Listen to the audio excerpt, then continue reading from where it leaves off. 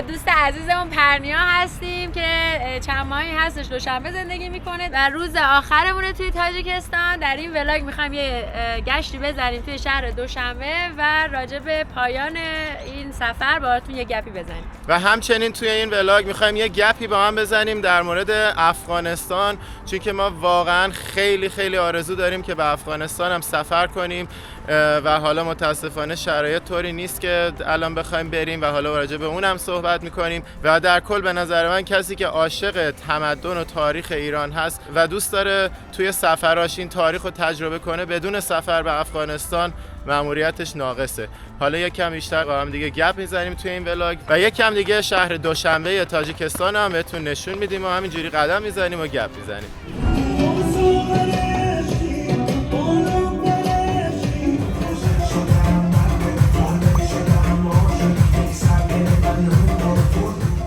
سلام.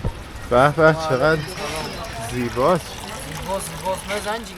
اینجا ساختمون اپرا بالته، توش برنامه‌های نمایش و اپرا و رقص و اینجور چیزا برگزار میشه.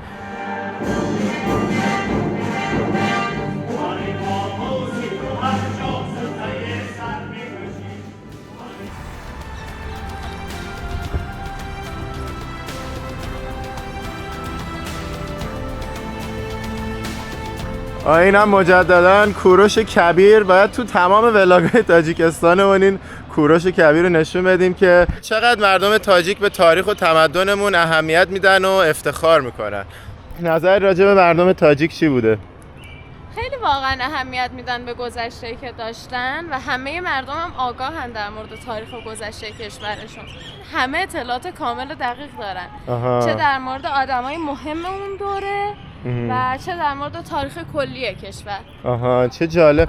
من فکر میکنم از ما بیشتر تاریخ ایران و تاجیکستان رو بلدن، به خاطر اینکه نمیدونم، من خودم مثلا تا وقتی که بزرگ نشدم و مثلا علاقه‌مند نشدم به این مباحث تاریخی و جغرافیایی، خیلی مطالعاتم کم بود. اصلا نمیدونستم حتی سلسله‌های ایران ترتیبشون چیه. تو دبستان راهنمایی خوندیم، تموم شد رفت دیگه. هیچ وقت نمیدونستم ساسانیان کی بودن، سامانیان کی بودن.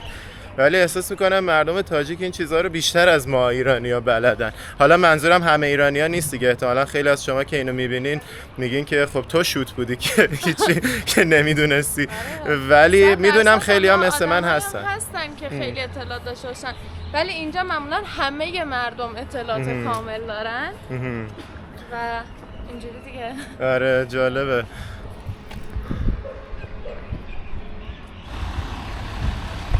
این اتوبوس 2 طبقه توریستیه که تازه به دوشنبه اضافه شده و برای گشتن داخل شهر دوشنبه و بیرون دوشنبه گذاشتن و ایشون میخوان که خودشون رو معرفی کنن و یه توضیحی راجبش بدن. بفرمایید. اسمتون چیه؟ سابینا. خب این اتوبوس کجا میبره؟ برنامه چجوریه؟ چه روزایی هست؟ Двухэтажный автобус нас маршрут Душанбе-Гисар. Каждое воскресенье 8:30. نه روسی نگین، فارسی تاجیکی. دوستمون فارسی تاجیکی خیلی مسلط نبودن، گفتیم که ایشون بیان توضیح بدن. خب این خط سیری ما هر هفته روزهای شنبه و یک شنبه دایر کرده می شود. روزهای یک شنبه باشد خط سیر دوشنبه حصار دایر کرده می شود که صبح یعنی که صبحانه ساعت های 9 خط سیر به راه مانده می شود و اینچنین بگاهی باشد ساعت های 19 به وقت دوشنبه در میدان سامانی، یعنی انیخترش در میدان دوستی، اتوبوس های دوشانه ما آماده هستند که مهمانان و اینکه شهروندان پایتخت کشور عزیز را پیشواز گیرند و به خط سیری یعنی به سیاحت پایتخت کشور عزیز راهنما سازند. تشکر. اینجا ساختمون اپرا بالته، توش برنامه‌های نمایش و اپرا و رقص و اینجور چیزا برگزار میشه. ولی یه نکته جذابی که داره اینه که کل روبروی این ساختمون رو توی مراسم میبندن، مراسمی مثل نوروز و فستیوال‌های دیگه. کلا برنامه‌های مختلفی که دارن اینجا رو میبندن، کل این قسمت مردم جمع میشن برای اون اجرا یا برنامه. حالا ما که اومدیم اینجا شانس ما تو این یه هفته هیچ فستیوالی نبود. همه میگفتن مثلا هر هفته اینجا یه فستیوالی هست، خیلی کم پیش میاد که هیچ برنامه‌ای نباشه کل هفته دیگه. حالا شانس ما بود، ولی از ویدیوهای مختلف، برنامه مختلفی که اینجا یکم بهتون نشون میدیم که ببینین توی دوشنبه چه خبره وقتی که اینجا جشنه.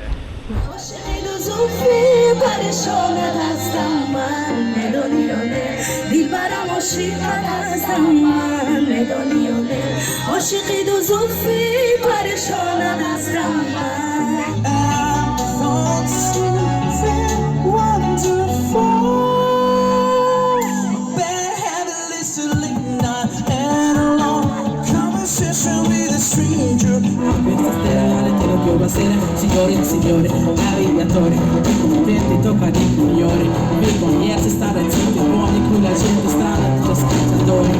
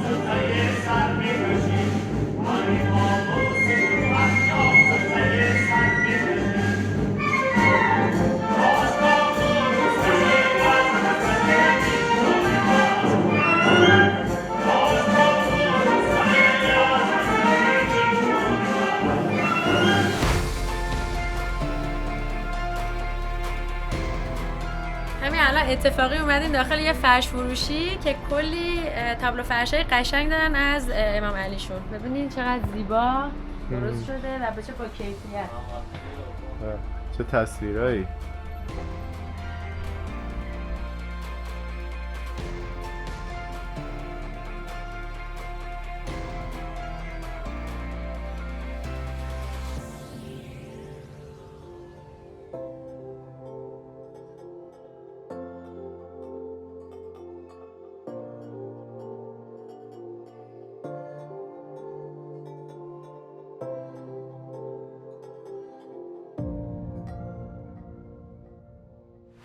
حالا اومدیم فروشگاه اشن که خیلی شبیه به فروشگاه کاسکو توی آمریکا و کانادا و خیلی از کشورهای دیگه و توی ایران بخوام شبیهشو بگم مثل شهرمند. البته خب خیلی ممکنه فروشگاه‌های جدیدتری که اومده باشه، چون من 15 سال ایران نبودم خیلی اسمشون رو نمیدونم. حالا بریم داخل این فروشگاه رو ببینیم که معروف به یه فروشگاه فرانسوی و از قیمت‌های اجناس و اینا یکم براتون فیلم بگیریم که با قیمت‌ها هم آشنا بشید.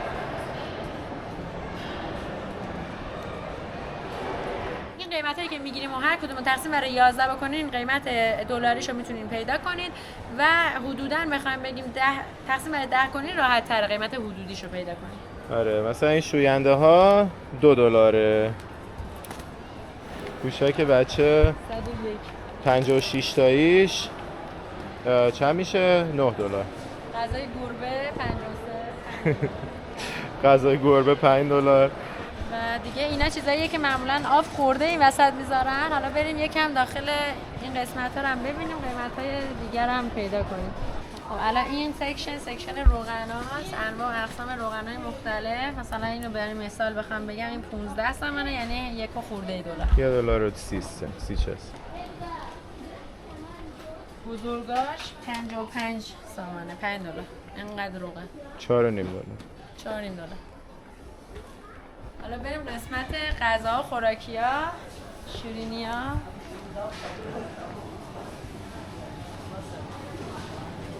این بیسکویت‌ها و ویفراست اونا، این وسط رو تقریبا مونا هن اینا شیرینی‌هاشون کیک هاست.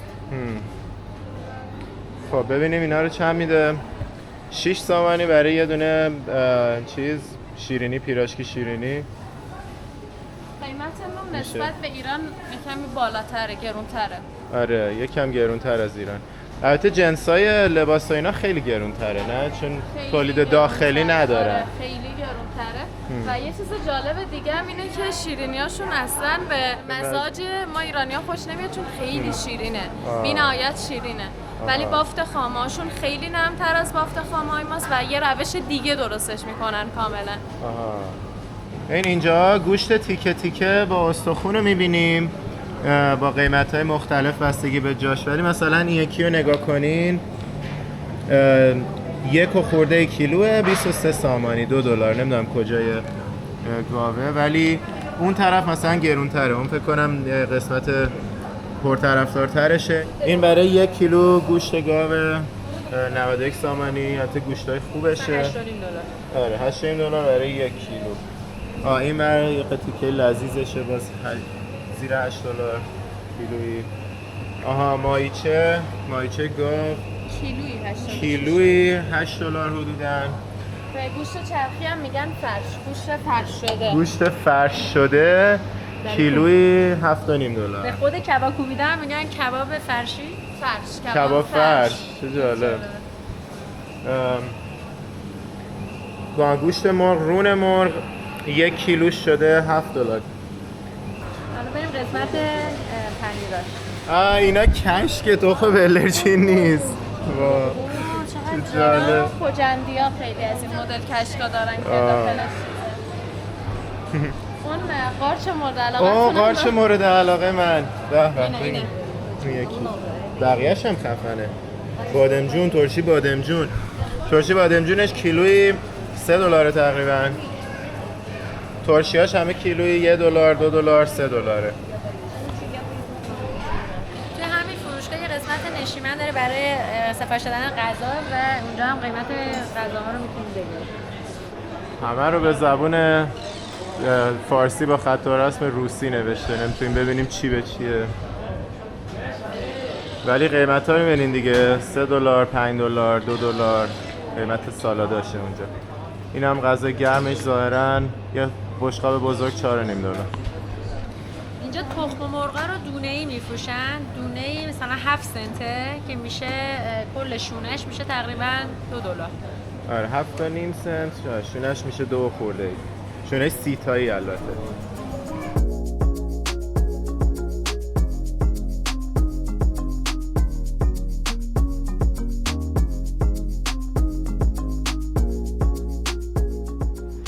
اینجا راه آهن شهر دوشنبه است.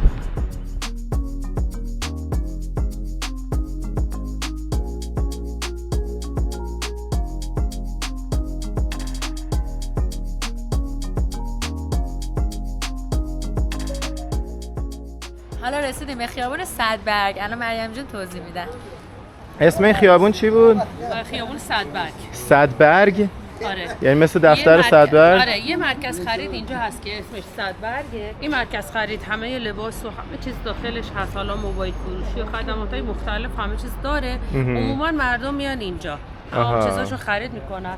این خیابون هم کلا دستفروش‌ها هستن، چیزای قیمت‌های مناسب‌تر هست. مثلا میوه جور چیزا که میرن بازار مهرگان ولی قیمت مناسب‌تر و حالا دم دست بخواد باشه از این خیابون خرید میکنن. آره دیدیم خیلی جو باحالی داره، یه حالت بازاری و همه دارن توش راه میرن و خرید میکنن. گفتیم بیایم ما هم یه قدمی بزنیم.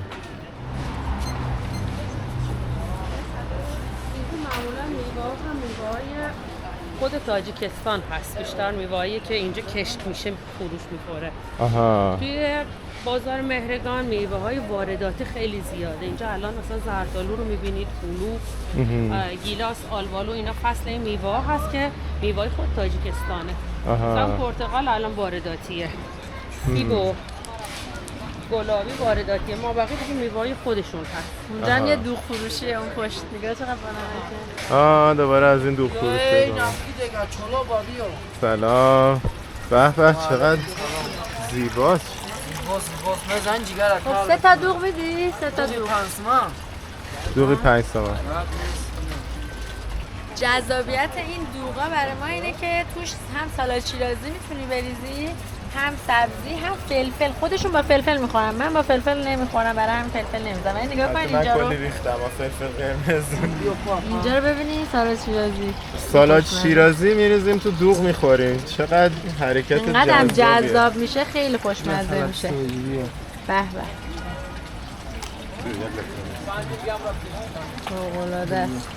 همینجا من فکر میکنم دیگه فرصت خیلی خوبی باشه که راجع به افغانستان یکم گپ بزنیم.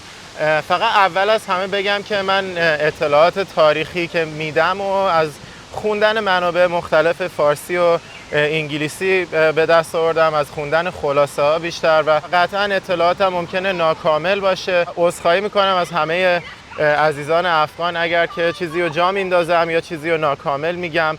شما میتونین لطف کنین توی کامنت ها اصلاح کنین، ولی بدونین که هیچ نقصی، کم و کسری از قصد و غرض نیست و صرفا از روی میتونه از روی کمبود اطلاعات منابعی که خوندم باشه. با توجه به این موضوع سعی میکنم یه دید کلی بدم راجع به اینکه چرا واقعا من انقدر دوست دارم به افغانستان سفر کنم. ببینید در کل خب میدونیم بخش عمده تاریخ ایران و افغانستان از هم جدا نبودن تا آخرای سلسله صفوی هم که همیشه در طول تاریخ تحت یه قلمرو بودن، حالا چه تسلط فارس ها بوده باشه، چه ترک ها بوده باشه، چه عرب ها بوده باشه. به هر حال ایران و افغانستان همیشه جزو یک کشور بودن و حالا توی این دوران همیشه شهرهای مثل هرات و قندهار جزو مراکز هنر و ادب فارسی و ایرانی بوده و حتی شهر هرات توی خیلی از دوره ها پایتخت کشوری بوده که ایران و افغانستان امروزی جزش بودن. مثلا تو دوران تیموری پسر امیر تیمور شاهرخ و همسرش گوهرشاد که میان پایتخت خودشون میبرن توی هرات افغانستان کنونی و به فرهنگ و هنر فارسی حسابی خدمت میکنه. حتی میاد زبان رسمی دربار رو میکنه فارسی، با اون که پدرش تیمور ترکی چغتایی بوده زبونه. شاهرخ میاد زبان رسمی رو میکنه فارسی و به هنر و فرهنگ ایرانی و فارسی خیلی خدمت میکنن توی اون دوران.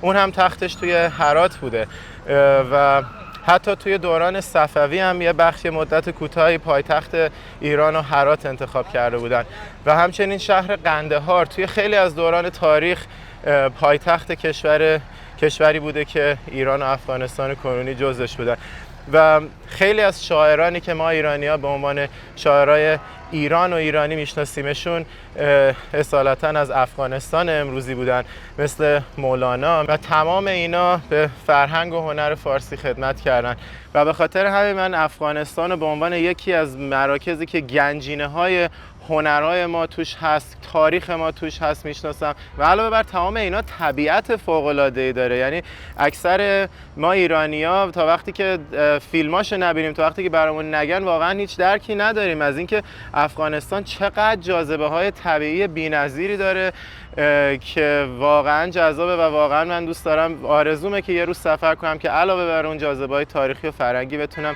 طبیعتش رو هم اکتشاف کنم. حالا اصلا چی شد که ایران و افغانستان جدا شدن؟ چی شد دو تا کشور شدن؟ اواخر دوره صفوی محمود افغان میاد و با صفویان میجنگه و یه بخشایی از افغانستان کنونی رو جدا میکنه که البته بعدش دوباره نادرشاه افشار میاد و پس میگیره این قلمرو رو و همچنین نادرشاه میاد خیلی کشورگشایی میکنه و خیلی از قسمتایی که قبلا با ایران توی کشور بودن و پس میگیره، مثل بخشایی از تاجیکستان و ازبکستان کنونی. بعد از اینکه قدرت افشاریان ضعیف میشه، سلسله دورانی میاد و بخشای عمده افغانستان رو جدا میکنه، هرچند که بعدش قاجارا میان و هیچ وقت به رسمیت نمیشناختن سلسله دورانی و کشور جدایی رو به رسمیت نمیشناختن تا مدت زیادی، ولی دیگه عملاً بخش عمده افغانستان از ایران دیگه جدا شده بود و بجز قسمت هرات که تا مدتی دست ایران میمونه، ولی دیگه ناصرالدین شاه قاجار اون قسمت هم از دست داد. دیگه شرایط این منطقه دیگه خیلی پیچیده شد توی اون دوران. از اون طرف انگلیس از ترس اینکه حکومت جانب روسیه توی افغانستان ایجاد نشه همینجوری اومده بود این توی این نواحی دخالت میکرد، مانع میشد از اینکه ایران و افغانستان بخوان مثلا دوباره با هم دیگه متحد بشن و هم دیگه برگردن و همیشه سعی میکرد حکومت‌هایی که طرفدار انگلیس هستن، حکومت‌هایی که تابع انگلیس هستن و ضد روسیه هستن و توی این منطقه جا بذاره و طی همین دخالت‌هایی که می‌کرد مدام تلاش می‌کرد افغانستان رو مستعمره خودش بکنه. از اون طرف برای اینکه قدرت ایران رو کم کنه اومد یه فشارهایی آورد و باعث شد که هرات از ایران جدا بشه و در نهایت دیگه تو سال 1919 قراردادهای مرزبندی ایجاد شد و دیگه همون موقع هم بود که قاجار اومد و افغانستان رو به رسمیت شناخت و اون دیگه اواخر دوران قاجار بود و دیگه اوج ضعف ایران بود تا حدی که حتی سال 1919 با انگلیس قرارداد هم امضا کردن که حتی ایران رو ببرن جزء حفاظت انگلیس قرار بدن که البته خیلی زود بعد از اون به هم زدن اون قراردادو.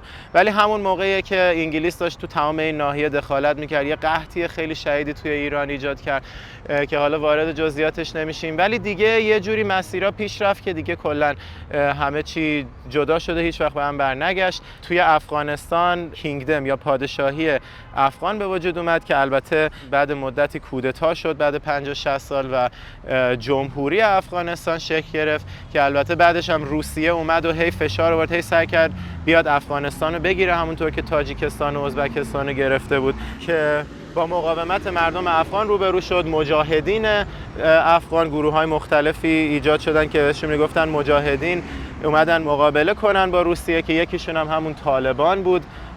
همینجا باید صحبت خودم رو اصلاح کنم. بعد از صحبت کردن با عزیزان افغان و مطالعه بیشتر فهمیدم که زمان مقابله با شوروی اصلا گروهی به اسم طالبان وجود نداشت. خیلی از افغان‌ها قهرمان اصلی جنگ با شوروی رو احمدشاه مسعود یا شیر پنجشیر میدونن که یکی از رهبران مجاهدین بود و به نسبت بقیه ایدئولوژی ملایمی داشت و طرفدار حقوق انسان، حقوق زن و دموکراسی بود و همین باعث شد که بقیه سران مجاهدین باش مخالف باشن. بعد از کناره‌گیری شوروی جنگ داخلی ایجاد شد بین گروه‌های مجاهدین که هر کدوم دنبال قدرت بودن و این وسط گروه افراطی طالبان توی پاکستان به وجود اومد که بعضی از سرانش جزو مجاهدین بودن و با وعده برقراری ثبات و پایان جنگ طرفدار جمع کرد. احمدشاه مسعود باهاشون مقابله کرد اما در نهایت ترورش کردن و به تدریج به کل افغانستان تسلط پیدا کردن و سیستم افراطی خودشون رو بنا کردن. بعضی از منابع و همچنین خیلی از دوستان افغان میگن که طالبان به کمک قدرت‌های خارجی مثل آمریکا و عربستان قدرت گرفت. میگن که آمریکا به فکر منافع کوتاه مدت خودش بوده و از ترس اینکه ایران یا روسیه حین جنگ داخلی توی افغانستان نفوذ پیدا کنن طالبان رو به قدرت رسوند و میزان افراطیگری طالبان و تبعاتش رو دست کم گرفته بود. باید تاکید کنم که بحث نحوه شکلی طالبان و قدرت گرفتنش و همچنین نقش آمریکا موضوع پیچیده‌ایه که سرش بحث وجود داره و این دیدگاهی که مطرح کردم ممکنه کامل یا دقیق نباشه و بابتش عذرخواهی میکنم. کلا بعد از اینکه شوروی فرو پاشید طالبان اومد قدرت رو توی افغانستان گرفت و بعدش دیگه تمام اتفاقای عصر جدیدی که میدونیم اتفاق افتاد و متاسفانه خب الان میدونیم طالبان واقعا ضد حقوق زنه و حالا من واقعا خودم به شخصه نمیدونم توی افغانستان شرایط امنیت چجوریه. یه سریا میگن که الان با وجود اینکه طالبان اومده امنیت شاید از قبل بهتر باشه، امنیت مردم که تو خیابون راه میرن. من نمیدونم واقعا این صحت داره یا نه. نمیدونم که مردم حکومت دست نشونده آمریکا رو دوست داشتن یا نداشتن. هیچ کدوم از اینا رو نمیدونم و باید با افغان‌ها صحبت کنم که بیشتر یاد بگیرم. منتها چیزی که میدونم اینه که هر چقدرم که دانش ما کم باشه و شاید مثلا طالبان حتی یه امنیتی هم ایجاد کرده باشه توی افغانستان که باز میگم مطمئن نیستم، حتی اگرم که اینجوری باشه به خاطر این که نمیذارن زنها بعد از کلاس 6 درس بخونن، به خاطر قوانین سخت ضد زنی که توی افغانستان دارن طالبان ایجاد میکنن، هیچ وقت از نظر من یک حکومت موجه نخواهد بود. دوست دارم که بیننده‌های افغان که این ویدیو رو میبینن برامون کامنت بذارن، بگن نظر شما چیه. به نظر شما منطقی هست که توی این شرایط آدمایی مثل ما بیان به افغانستان سفر کنن؟ و هرچند که خب واقعا میدونم چقدر مردم مهمان نوازن، چقدر مردم دوست داشتنی هن و چقدر تاریخ و فرهنگ و زیبایی توی این کشور هست که ما آرزو داریم تجربه کنیم، آرزو داریم با مردم بیایم معاشرت کنیم، و میدونم که اگه بیایم خیلی بهمون خوش میگذره، نمیدونم که درست هست، اخلاقی هست که ما بیایم و یه جوری باعث بشه که طالبان رو شستشو بده، یه جوری داریم سفید میکنیم طالبان رو توی ذهنیت جهانی. همونطور که الان خیلی از بلاگرای انگلیسی، آمریکایی، نمیدونم آلمانی، من دیدم ویدیوهاشونی که اومدن افغانستان، خیلی هم من پیگیرم، یعنی من میشینم میبینم همیشه ببینم امنیت چجوریه، چه شکلیه، بلاگرای دیگه چجوری نشونش میدن و من دیدم که اینا میان حتی خیلی وقتا میرن با طالبانیا خوشو بش میکنن و دست دور گردن هم میندازن و کلی ارادت رد و بدل میکنن و از نظر من این یه جورایی حالت پروپاگاندا داره، چون دارن چهره طالبانی که داره انقدر حقوق زنها رو نابود میکنه و نادیده میگیره دارن سفید میکنن و دارن یه جورایی جنایت‌هاشون رو شستشو میدن. ولی دوست دارم مردم افغان نظر بدن که آیا با این مدل ولاگا شما موافق هستید؟ آیا فکر میکنید که این افراد بیان و چهره مثبت افغانستان که بیشتر که چهره افغانستان 99% مثبت، اون طالبانش فقط منفیه، بیان اون تاکید کنن روی اون چهره مثبت و نادیده بگیرن جنایت‌های طالبان؟ آیا اخلاقیه؟ آیا شما پیشنهاد میکنید همچین چیزی رو، یا اینکه فکر میکنید اون بلاگرها دارن به پروپاگاندای طالبان کمک میکنن؟ دوست دارم شما نظرتون رو بگین. همتون رو خیلی دوست داریم ما و آرزو داریم که روزی شرایط طوری باشه که ما هم بیایم افغانستان و تمام نکات مثبت و زیباییاش و مردم و تاریخ و فرهنگ و طبیعتش رو به جهانیان نشون بدیم. اگه تا اینجا یه ولاگ دوست داشتین میتونید سابسکرایب کنید Persian Explorers و میتونید استوری ها و پست هامون رو به صورت زنده از پیج اینستاگراممون دنبال بکنید. این ساختمونی هم که پشت سر ما دیدین ساختمونی بوده که قبلا موزه بوده ولی الان نصفش دانشگاه هستش، دانشگاه روزنامه نگاری.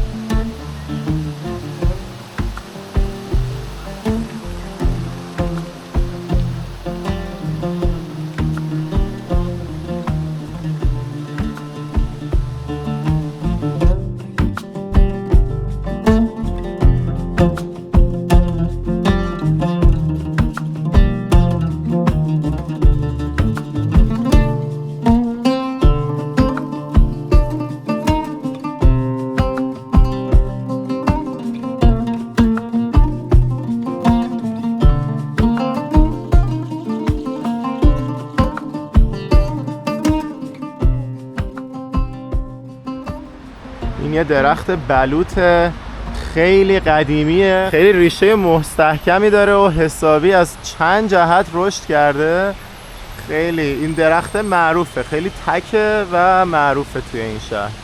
شاید خیلیاتون مشتاق باشید ببینید که تو پایتخت تاجیکستان دوشنبه مردم چه مدل ماشینایی سوار میشن. بریم با هم یه گشتی بزنیم و ماشینای مردم رو ببینیم و ببینیم که آیا به این ماشینایی که از خارج کشور میاد گمرک میخوره یا نه.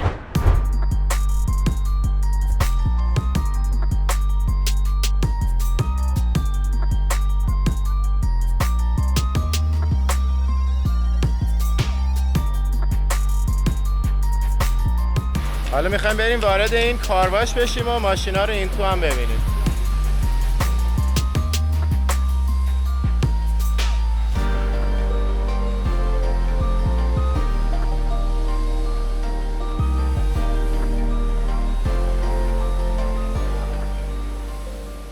حالا از یه دوست تاجیک ما میخوایم بپرسیم که این ماشینی که از خارج وارد میشه چقدر گمرک بهش میخوره؟ گمرک ما ماشینامون از 2014 فعلا ممکن نیست، از 2014 بالا وارد میشن. ماشین 25-30 هزار دلاره تقریبا 6-7 هزار دلار گمرک میشه. یعنی ماشین 30,000 دلاری تقریبا 6-7 هزار دلار گمرک میخوره تا وارد بشه و قبل از 2014 ماشینی حق وارد به این کشور رو نداره. این از زمان شوروی، اینجا کارخانه پیوزاباد یعنی که آبیجاو بسیار نه ما میخوایم خیلی زیادتر شود. امیدوارم. اینجا آبجوسازی باواریا. چه باواریا هاوس نوشته؟ مگه باواریاست برندش؟ آها. سلام.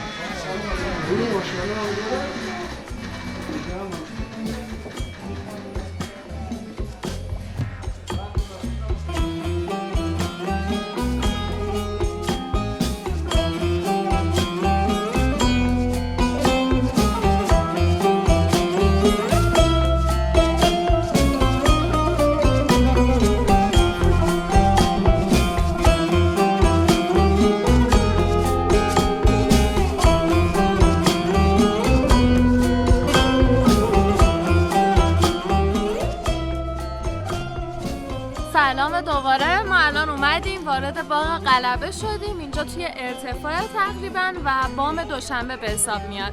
بریم با هم دیگه چیزایی که اینجا داره رو نشونتون بدیم. و میخوایم از آقای رستم راجع به تاریخ اینجا بپرسیم. همون نفرایی در جنگ بزرگ وطنی جان باختگان به خاطر غلبه بر روی آلمان در سال 1945 این باغ با همه افتتاح شده است. به خاطر همون روزی غلبه هر سال 9 می ما این 9 می جشن میگیریم. آها. این 1941 و 45 چیه؟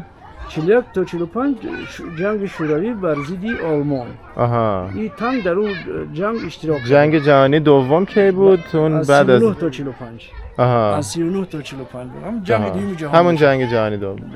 خب بگین دوباره اینا همون قهرمان‌های جنگ بزرگ وطنی که در جنگ دوم جهان جان خود را از دست داده بود.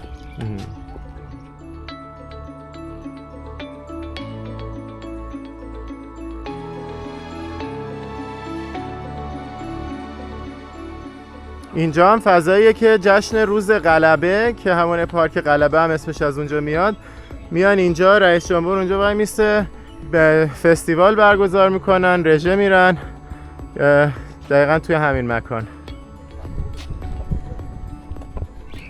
در اینجا سربازان مدفونند که در گوسپیتال های شهر دوشنبه از جراحت جنگ وطنی به شهادت رسیدند.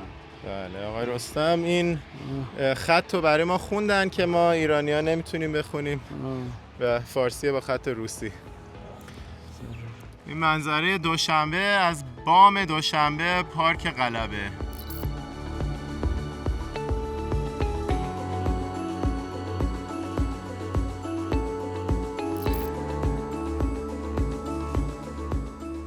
حالا با آقای رستم که توی خود دوشنبه کار میکنن اومدیم نشستیم باواریا هاوس، یه دونه باره، جاتونم خالی، به سلامتی همتون مینوشیم و یه گپی میزنیم راجع به شرایط اقتصادی مردم توی دوشنبه، سبک زندگیشون و کلا یه گفتگوی خودمونی خواهیم داشت. حالا به نظرتون کلا مردم اینجا از نظر اقتصادی تامینن؟ یعنی حقوقا چقدر میشه یکم برام شرح بدین؟ اکثر جایهای کشور حقوق مردم با وجودی که نه اونقدر بلند است میرسد، خوب است. مردم روسیه میروند، در روسیه حقوق خوب میگیرن.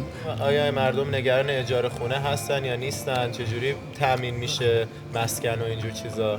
در دوشنبه طلبات خیلی زیاد است. خیلی زیاد است، یک کمی گرانتر است. دیگه روز به روز دارد خوب میشه.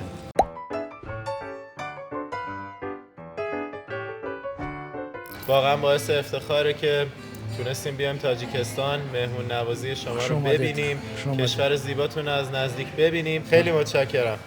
باشد. قربان شما. ما امشب دوباره افتادیم به جستجوی رستوران. یکیش رفتیم جاش پر بود، جای خوب نداشت. یکی دیگه رفتیم زیادی خلوت بود. الان اومدیم این یکی به اسم شکارچی. امیدوارم اینجا دیگه بشینیم و غذامون رو بخوریم. تشکر.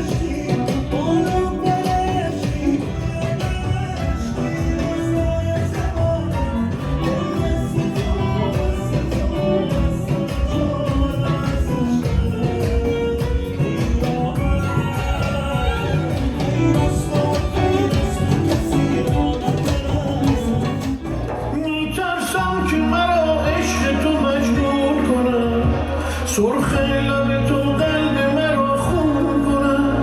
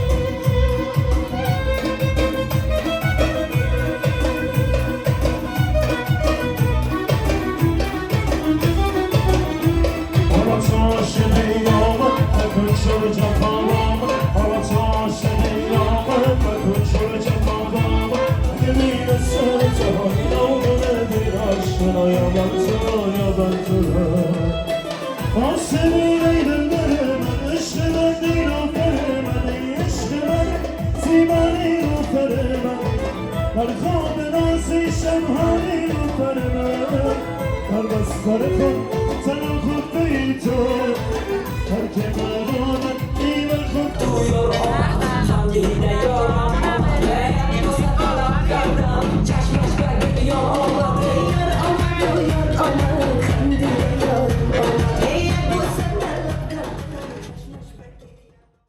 حالا هممون راه افتادیم پیش به سوی فرودگاه دوشنبه. اونجا ترمینال یکش ببینید چقدر رنگ و رنگ و خوشگله.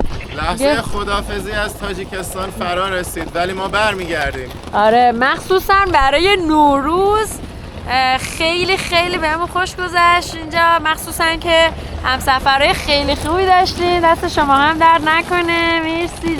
دلمون حسابی براتون تنگ میشه. ببینیمتون دوباره انشالله. اینم از فرودگاه دوشنبه و ترمینال یک که چقدر رنگ و رنگ و خوشگله. بامداد دوشنبه اومدیم فرودگاه دوشنبه که دوشنبه برگردیم به لس آنجلس. به به.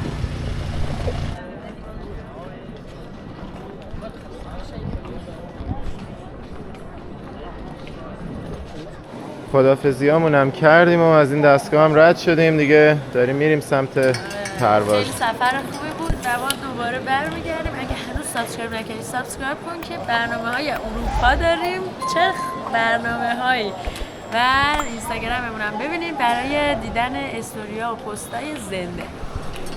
داخل همین فرودگاه یک عدد مغازه سوغاتی فروشی داشت و دیگه گفتیم بیایم ببینیم که به چه شکلی. بیشترم همین کاره مولا نصرالدینه، نه با خرش. آخه این چقدر خوشگله.